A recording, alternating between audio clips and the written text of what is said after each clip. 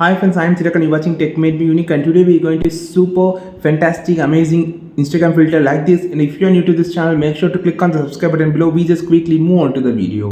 So just of all, click on the effect option here and go to the search option here. Then type as Iron Man, Iron Man HUD.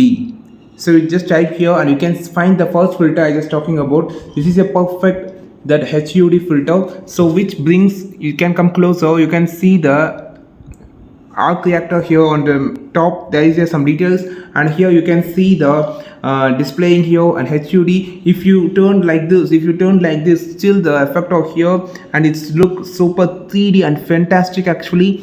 So I think I love this, man, and I love this effect they created. It's so amazing, and it's the HUD has been tracking with your face, and whenever you just turn like this, it's still on your face like a Iron Man movie. So you can just click on the effect page and have some glance of idea how to make this. You can see there is more than 45,000 reels has been created using this particular Instagram filter.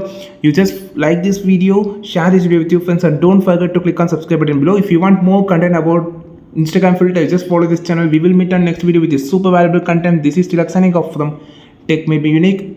Have a wonderful day.